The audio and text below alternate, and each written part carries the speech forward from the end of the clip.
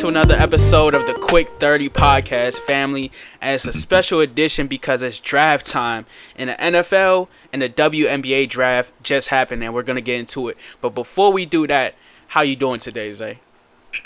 Doing good, man. Can't complain. Like you said, the WNBA Draft just happened. Some great picks. The NFL Draft is on the way.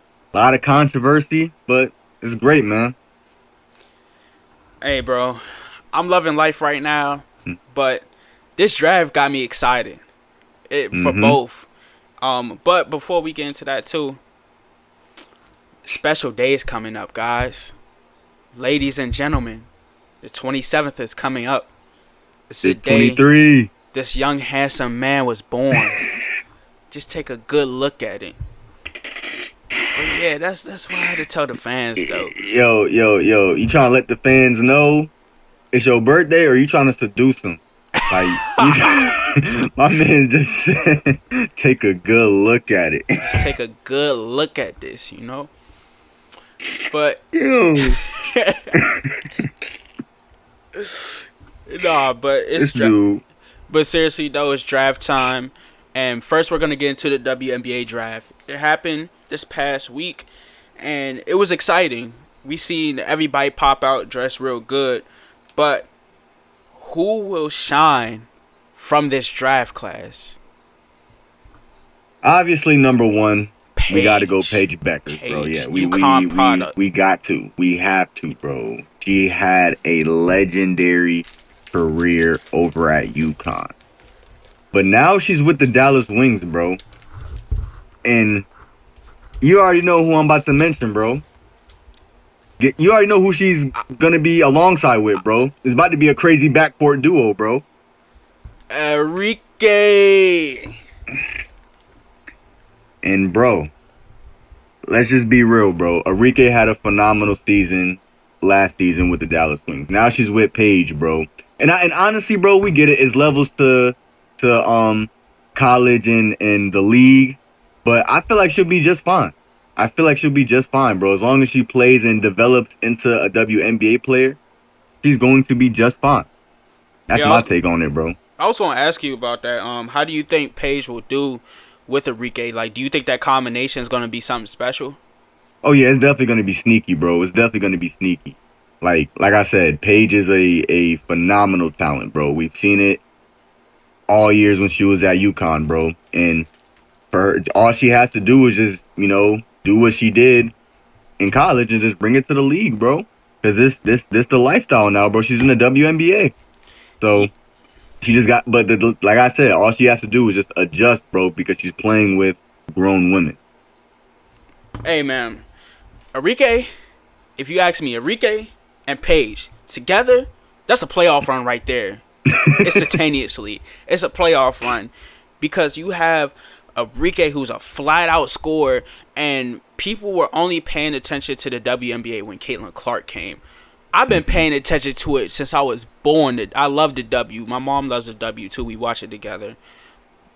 Paige, Enrique. Scoring machine. I said this on the reel a couple days ago. Paige could pass the ball if she wants, or they could both take over at the same time too. So that was a perfect fit for her. Enrique was excited about it, and I would be excited too if I was playing with Paige Buckers. Nah, that's a fact. Would you be excited? A fact. Nah, because the energy she brings to the table, bro, and just her skill, her shooting ability. She's really aggressive on defense. She doesn't shy away from anybody, and I really feel like that'll really help the Dallas Wings. Yeah, like you said, and I can see it, and I can see it too, bro. A definite playoff run, bro, for sure. Nah, this is a playoff run because 2 years ago the Wings made a playoff run with just Enrique and Satu Sable. So now they have a team now. I believe that. Do you think that they'll get far in the playoffs with this team? 100%. Because just with the addition of Paige, bro. Oh, and I know it's not just Paige, bro, because we talking about people who we think will shine. It's Paige and also Isaiah James.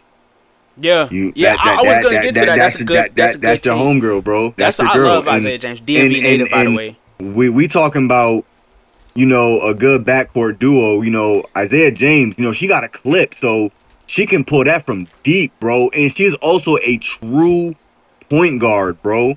She knows when to score, bro. She also makes, everybody around her better. We seen that at NC State.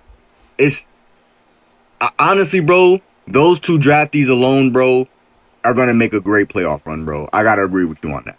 Yeah, I believe just like you said with that addition, Isaiah James, that I feel like honestly, and I was going to ask you this, I believe that the Wings had the best draft this year other than the Mystics. Do you agree with that?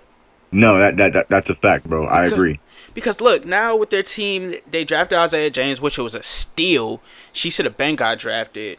They had Paige, Isaiah James, of course. The Enrique Agumawale, to all my viewers, is just like the basketball version, NBA version of Kyrie Irving. That's exactly who she played. Her bag work, the way she can dribble the ball, is phenomenal. So the way she facilitates, bro. Yeah, she's a flat out scoring machine. Just like her way for the game is just insane, bro. Do you remember when we watched the WNBA All-Star game and she had like 34, 36 points in the second half? Bro. Easily. Yes, bro. Like, she's ridiculous, bro. A bucket getter. Yeah, so just with that addition, they have those three, and we forgot about two big ones. Nalissa Smith just got signed to the Wings, and Dejanay Carrington just got signed to the Wings. And this is so imperative for them because last year, one of the biggest problems for the Wings was that they were lacking defense. Their defense Dejanay Carrington terrible. Is right there for him, bro. Yeah, now you add Dejanay Carrington and Nalissa Smith. You see what I'm saying? We see eye to eye on this. You add that defense, now they're a complete dominant team. I agree. And one more other one I forgot. We have, well, actually, nah. I'm not going. She's a good role player, but just them four alone, I think is going to do something great. And I just hope that injuries don't impact it. My bad, bro. I forgot one more, bro. Georgia Amore, bro. Oh my God, bro. I want her, bro. I'm not gonna lie. We have to go get Mystics tickets, bro. We have to because I want to see her play. Yeah. If she can shoot like that from college and bring it to the pro league, bro, she has a chance to be a top shooter in the WNBA. Yeah. No, I was gonna ask you about that though. Like, other than we just talked about the Wings and what they're able to do. And wait, before I get into Georgia, do you believe that? I hope this doesn't happen, but will they be able to stay healthy this season? Because the Wings last year, they still had a great team. They had Satu Sablé, Natasha Howard, and Enrique, but all their star players were hurt except for Enrique, and that's why they couldn't make the playoffs. Will they be able to stay healthy with this amazing team this year? Hey, bro, I can't really determine injuries, dog. Like, I hope that they stay healthy with these new additions. Because if they stay healthy, bro, like we said, it's a playoff run. But if there's injuries that come along during the season, it might get a little scratchy for them, bro. But let's just pray. I'm gonna just pray for a healthy team, bro. 'Cause I want to see the Dallas Wings, bro. And I know you wanted to. That's why I know you wanted to talk about the Mystics, because we just said that they really had the best draft. I don't know how they got them picks. They got number 3 and 4. Now, actually, I do. Number 3, they traded Ariel Atkins so that they could receive the number 3 pick. But, bro, look at their draft. They got Sonia Sintra, which was a dog at Notre Dame. They got Kiki Ariafin. They got your girl Georgia over there. And they picked up one other person. I can't remember exactly who it was. Yeah. But bro, those three alone, bro, Lucy Olsen, are ridiculous, bro. Lucy Olsen, I'm sorry. Whew. And then when you got what's her name? Sonia Citrin, bro, she can play all positions, bro. Yeah. Like, she can play all positions. Then Kiki Irfin had a wonderful season at USC. Like, dominant in the paint, bro. Like, I'm just like, all these like draftees, bro, these first rounders, bro, were complete dogs in college. Like, so I was gonna ask you that, like, with all these draft additions for the Mystics, are they gonna be a legitimate threat in the league now? Because last year they were terrible. They were awful from injury, but now they're in that rebuilding phase. Will these additions help them at all? It might a little bit, bro, because like I said earlier, bro, these are still rookies at the end of the day that are playing against grown women. But look, Zay, look, right? Bro, it's grown women, bro. It's levels to this stuff, bro. It's levels to this stuff, bro. Just like in the NBA, bro, there's levels to it. It's the same way with WNBA, bro. And now that the league has picked up with not just IQ, but they got skill now, bro. So now it's like you really gotta like hoop for real, bro. So I can't say like the Mystics do got some great draft picks, bro. But I feel like the rookies gotta get, or get used to playing in the league for real. They gotta adapt to it, bro.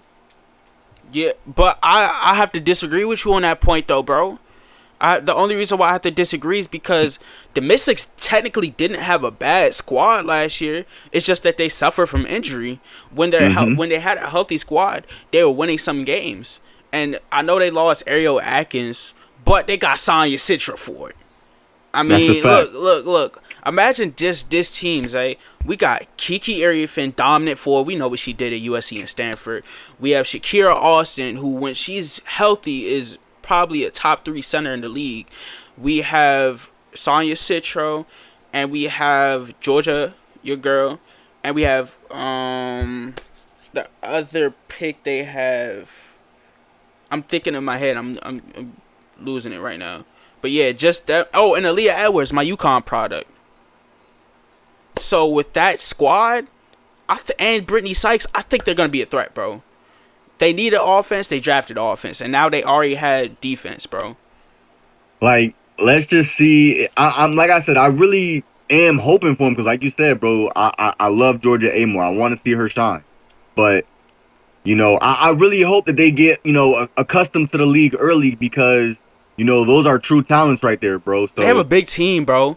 Like that's a fact. Like Kiki, Shakira, and Stephanie Dolson are all 3 big body forwards and centers. I'm sorry. I think I disagree on that take. I think they're gonna be good. I don't know, bro. I don't know. We gotta see. Like I said, I want to go see some Mystics games this year, bro. I really do. So we just gotta see and pray they stay healthy. And like I said, let's hope that these rookies get accustomed to playing in the grown women's league. Okay. So I was gonna ask you this with everything that happened in the draft. Were there any steals in the draft or players that fell to a very low number that you thought were gonna be a top pick? Truthfully, bro, I thought Haley Van Lith was gonna get drafted higher than I did number too. 11. I was so confused. I really did. Yeah, me too. But I am happy where she's at in Chicago. I can admit that. I think Chicago is a really good fit for her. Perfect fit. She's with former teammate Angel Reese. She's got Camila Cardoso with her. She can play on top of the key with Kennedy Carter. So that's gonna be a great squad. And with Angel only being her second year there, she can already, Haley Van Lith can learn from him, all of that. So I can't wait to see what she's gonna do this year, bro. Especially helping leading TCU last year to the Elite Eight. Yeah, I think we already talked about Isaiah James, but I definitely thought Haley Van Lith was for sure going to be a higher pick. But like you said, her going to the Sky, I'm 50-50 with you on this one, bro. And hear me out. It's because, yes, the pick and roll action between her, Camila Cardoso, and Angel Reese will be phenomenal.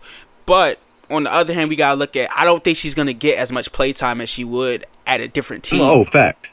Because, like you said, Kennedy Carter is their main. Well, Kennedy Carter is a free agent right now. We don't know if she's gonna sign or not. Oh, I hope she sign back with the Sky. She had a phenomenal season last year too, but I believe that not just her, the Sky signed Courtney Vandersloot. I mean, Courtney Vandersloot is a OG in her field. She has played the game for at least 14, 13 years, has multiple championships, and could just facilitate anytime you want. So I don't think that Hailey Van Lith will honestly get... If you have to pick between Courtney Vandersloot, who's a veteran that's been in this league for a long time, and Hailey Van Lith, I think they're probably going to get play time. Oh yeah, they're about to give it to Courtney, 100%. Yeah, 100%. And even I think they're going to get more play time for Candy Carter if she signs back. So that's my only downfall with it, and I just hope nothing but the best for Hailey Van Lith. Nah, facts, especially with all the work that she's put in, throughout her, basketball career in general. Like, I really do hope for the best for Hailey Van Lith. I do love the fact that she's on the sky right now. Yeah. And then my last question, as we round this up, do you believe that with everything that happened in the draft, who's still gonna go to the championship? Is the Liberty gonna be a repeat?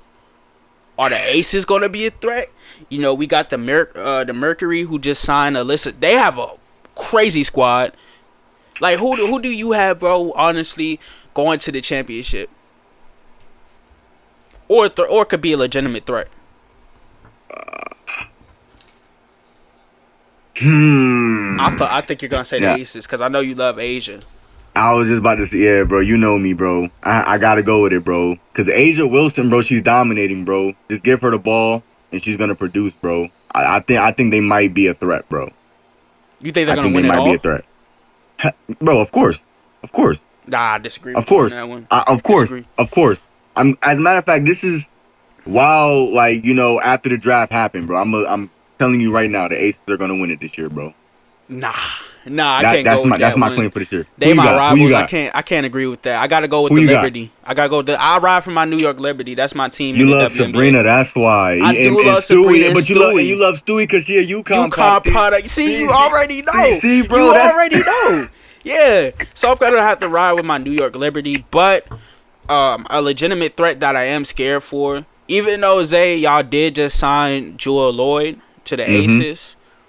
The Aces are always going to be a threat, of course, but a lot of people are sleeping on the Mercury, man. The Mercury are going to be a phenomenal team, bro. They signed Alyssa. Look, they got Alyssa Thomas, Kalea Copper, and even though they Natasha Cloud, man, they still have they signed Satu Sablé too.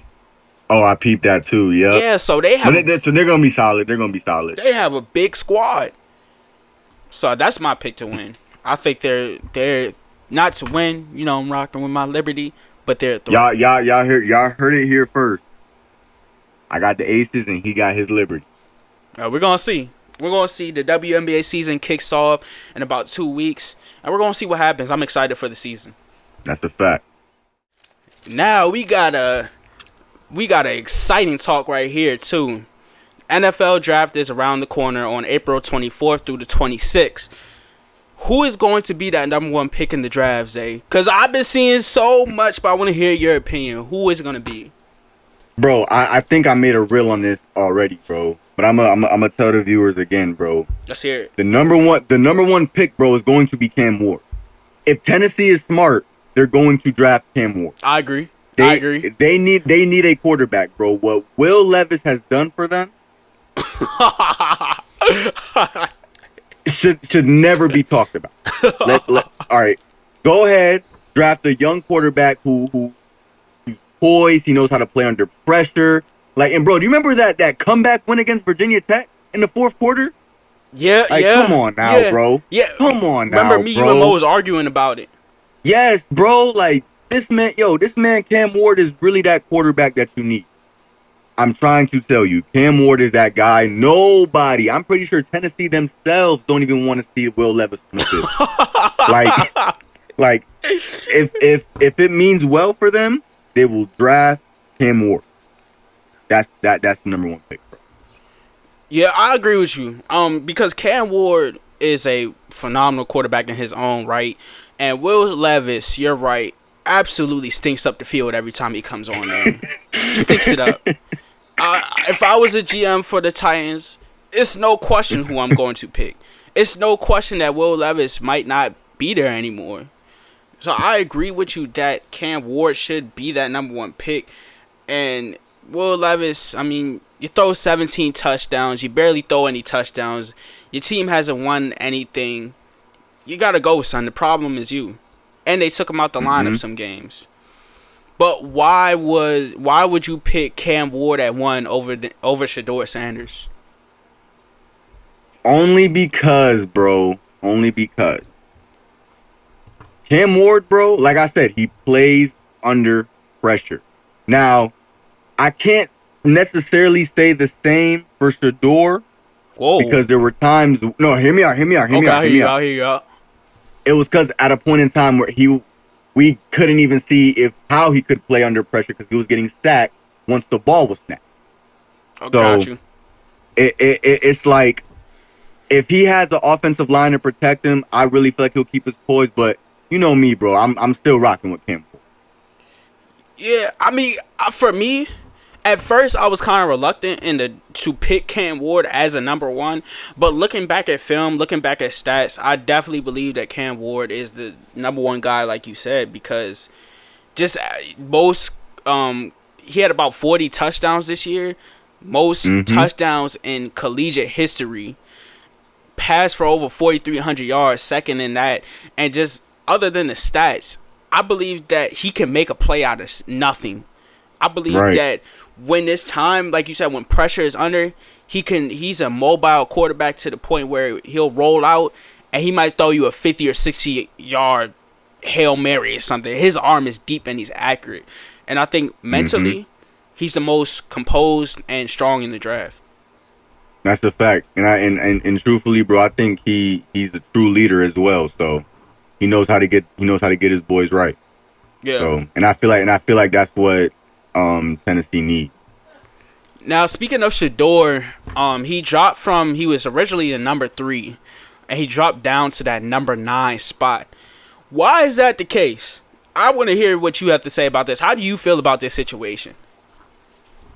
Bro, me personally, bro, I just think they really hate on Shedeur, bro. I think so too. They think it's arrogance. I really think that exactly, bro. Like, I really think that they hate Shedeur, bro.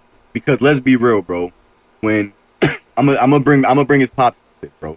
When Prime was Prime, when he was still playing, he was getting endless hate because the media was mistaking his confidence for arrogance, and that's literally what they're doing to Shedeur, because Shedeur, his mindset is like his pop, because his pop was giving him all types of wisdom and knowledge growing up. Yeah, his pop's been teaching him this.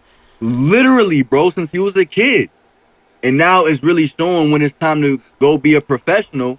And now when he's going to the media and when the media is asking him why should teams draft him, it's because when he says, oh, I changed the narrative. And he's telling people, if you want the culture of your team to change, you should draft me. So you think if his attitude was different that he would be a number 3 for sure? 100%, bro. Like, but I'm not saying he needs to change his attitude at all. Not in any way. I think he's confident. I love Shedeur's attitude. He's I love it, bro. But the media wants him to be like, like, dude, I don't mind. I don't care who drafts me. Like, I'm just blessed to be in the NFL. Like, Shedeur always knew he was going to be in the NFL. Like, he was born to be a quarterback, bro. True. So, and plus, like I said, with Prime being his dad and the wisdom and game that he has is being passed down to Shedeur, and he's just displaying it to the media. He's not faking for the media, bro. He's keeping it real. Yeah, truthfully. And the media don't like it. Yeah. Truthfully, I believe that you can't say. I believe that he should remain a number 3, especially for my predicament. You know who my team is. You know we need a quarterback. We got that number 3 That's spot. We need that number 3 spot. So I mean, if we pass up on Shedeur Sanders, I love you, Abdul Carter, and we get him, I'm gonna be disappointed, bro. But that's another story. With Shedeur Sanders, I believe that you can't say that he's arrogant because he's accomplished everything at every level he's been at. This is a guy who we're not saying that he hasn't backed up what he's saying.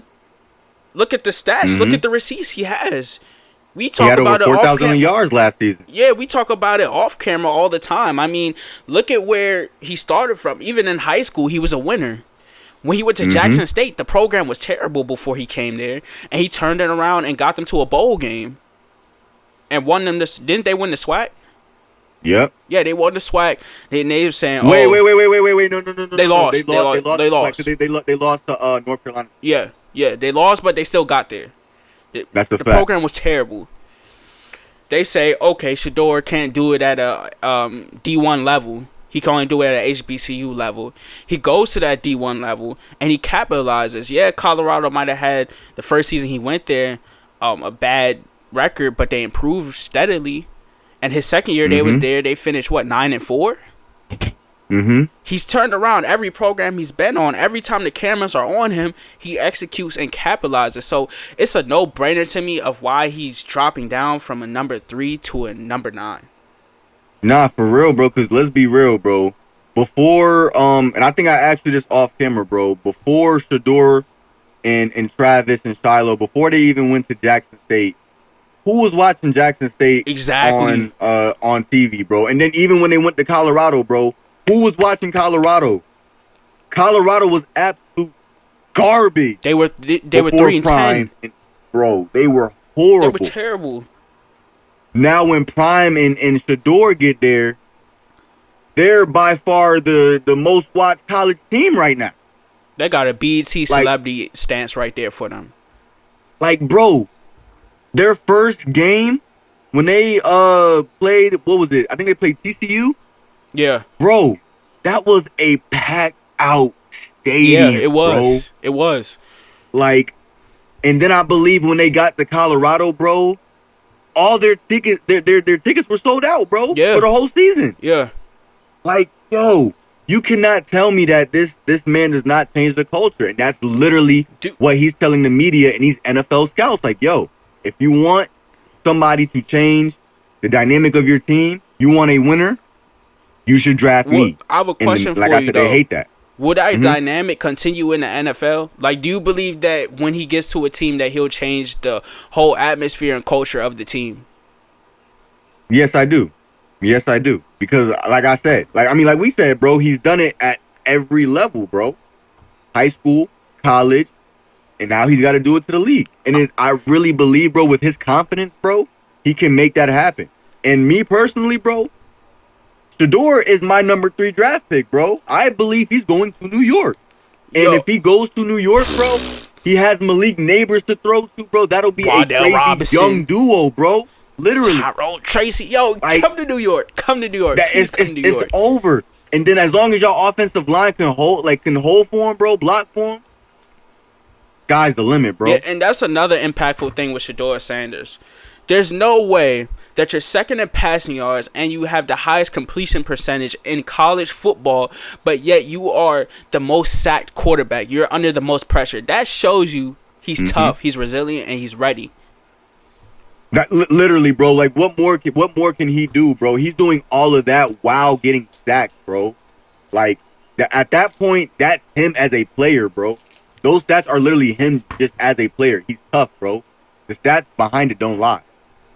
So, now that we talked about Shador, we gotta talk about Travis. Where do you think Travis is going to get drafted? I believe. And what position? I'm sorry to say that too. Truthfully, I think Travis is going to be the number 2 draft pick going to Cleveland. Number 2? I believe he's going to go number 2. And to answer your second question, yes. I think he's going to be a cornerback, bro. I feel like he's better at cornerback. He knows what the receiver can and can't do. He knows what the receiver does and doesn't like, so he can be able to capitalize off of that. But I also do believe that they're going to use him in some offensive packages. Like, if they need a screen, like on like a 3rd and short maybe to get him a first, throw that ball to try. But he's going to give you a first down. He said that. Oh yeah. He said that.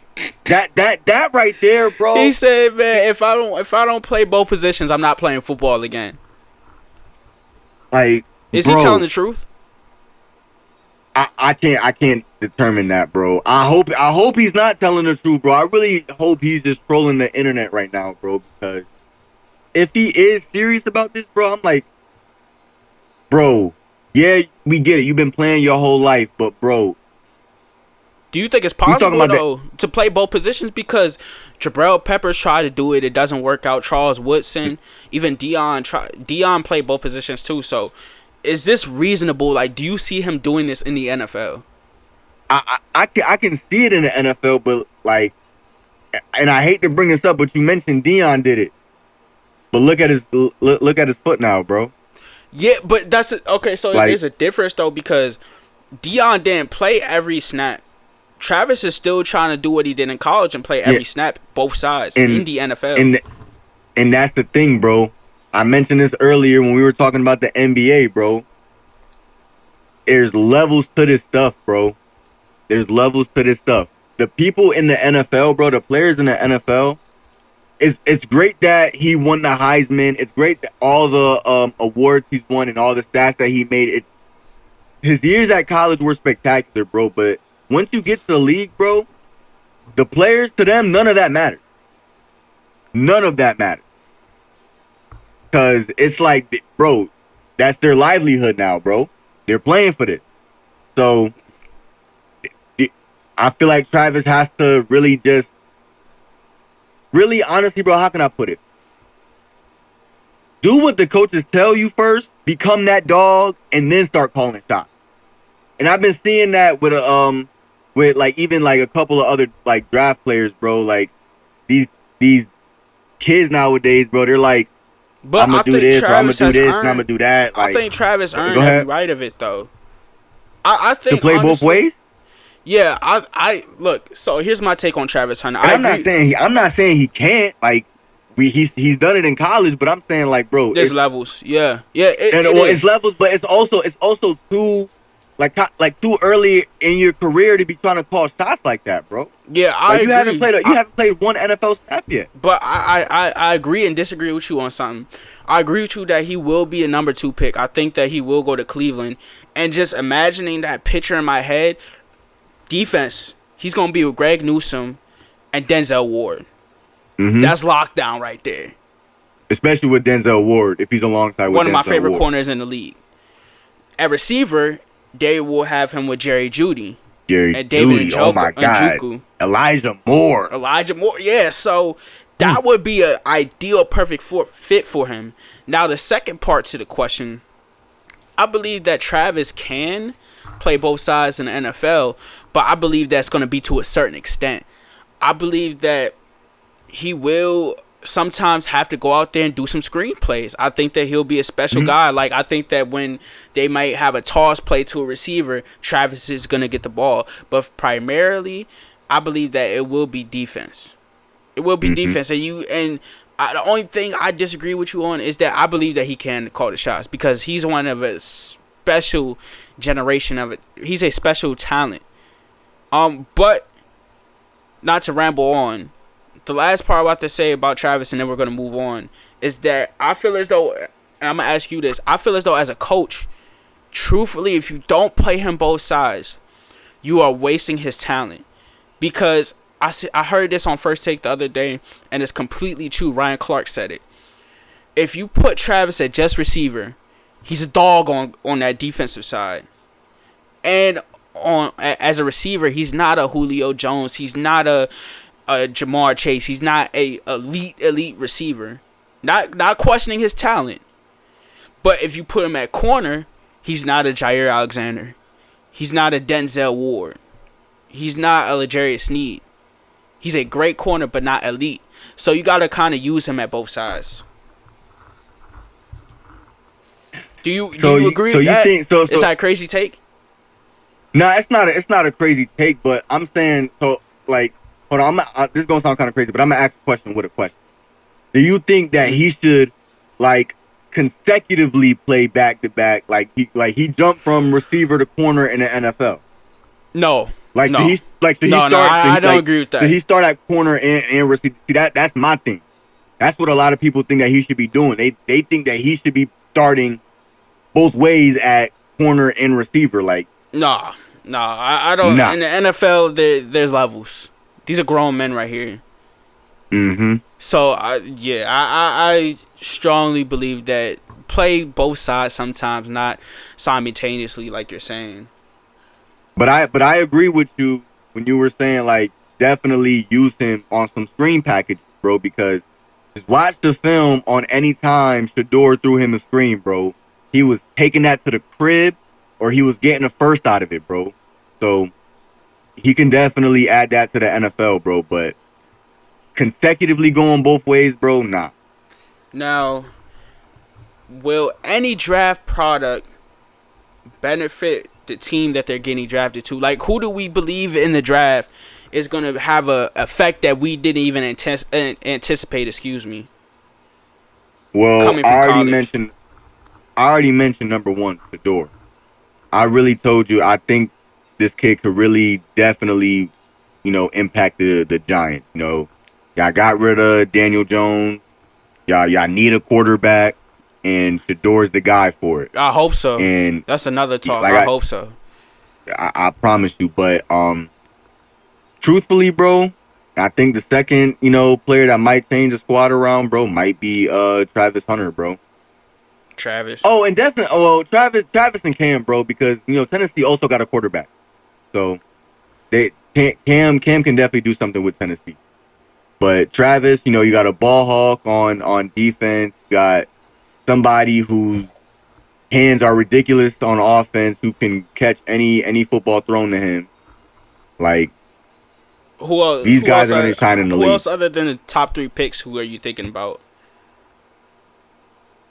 Ooh. I said top 3. You could say Abdul Carter because we didn't talk about him. If you want, I mean, Abdul Carter is a top 3 pick, but I'm gonna probably say maybe, I'll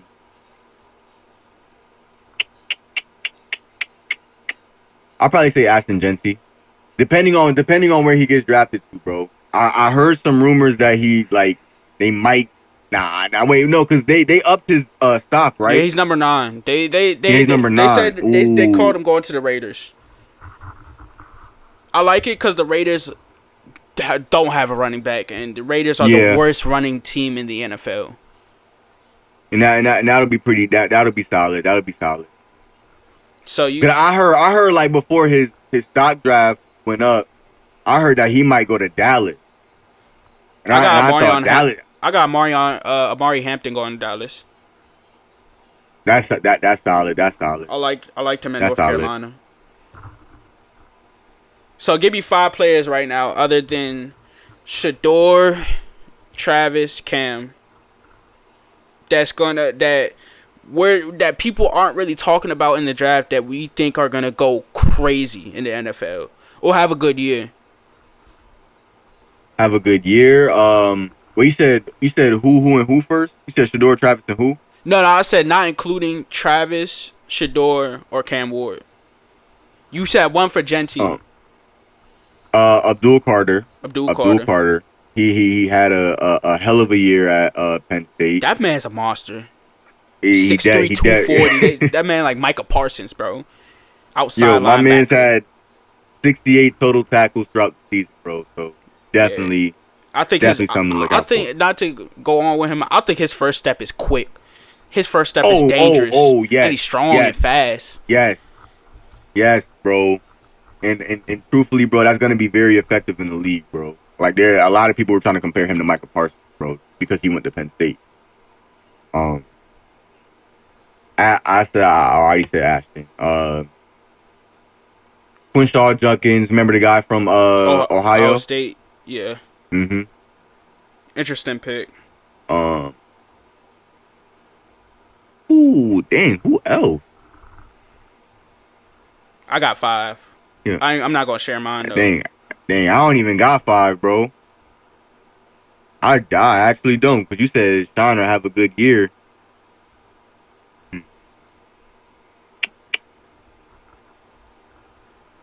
I got a lot of Johnson might be ones. solid.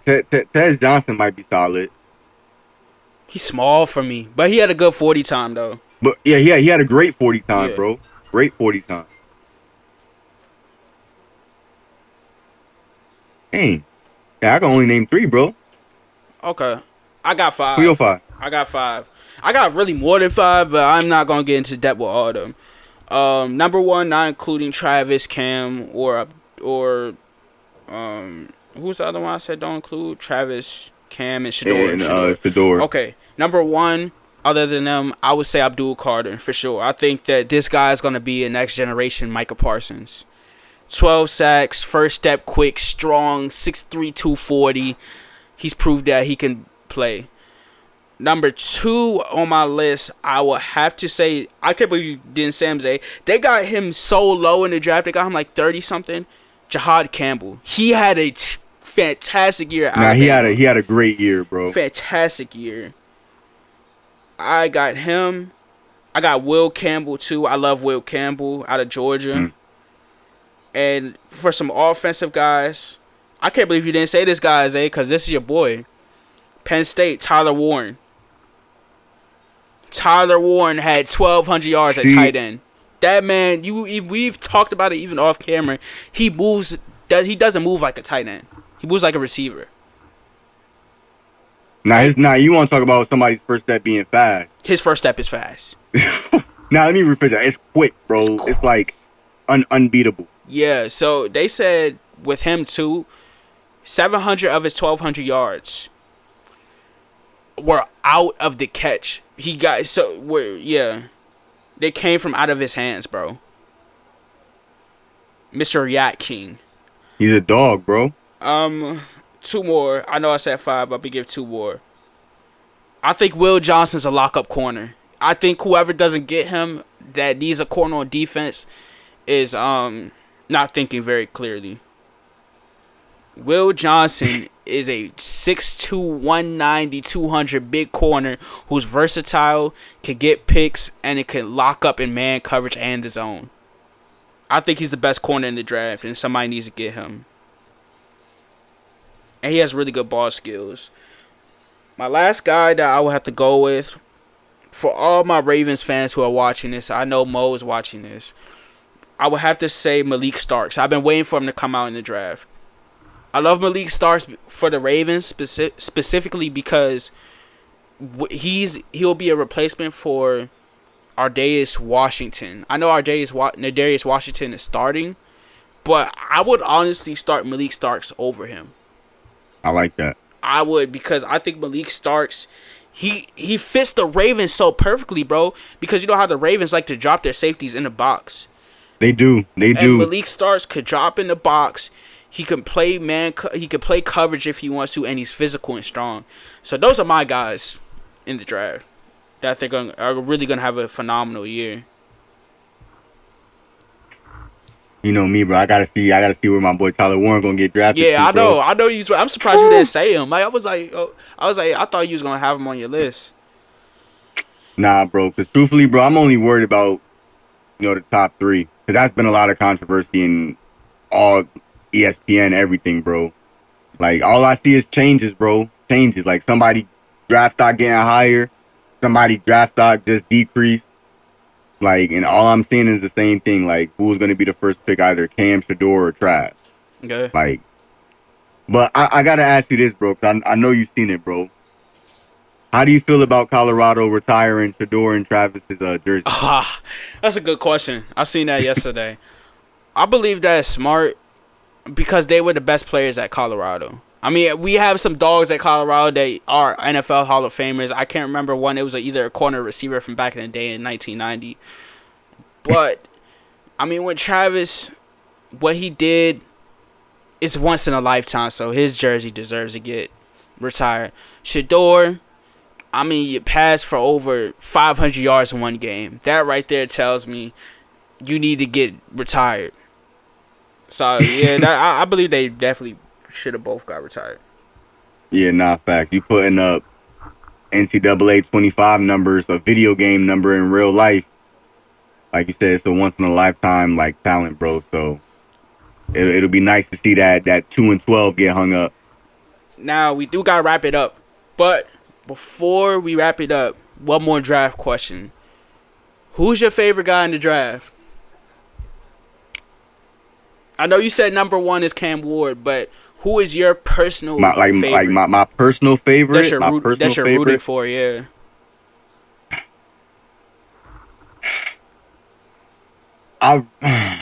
Bro, and it's not towards the player. It's towards the team he might get drafted. But my favorite is Shador, bro.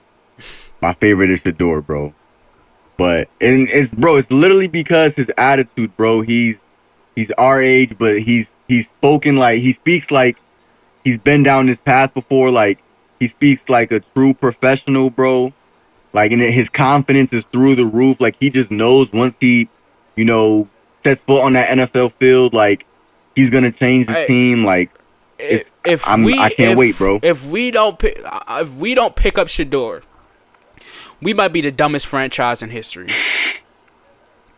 I'm gonna call you on draft night. Don't call my phone.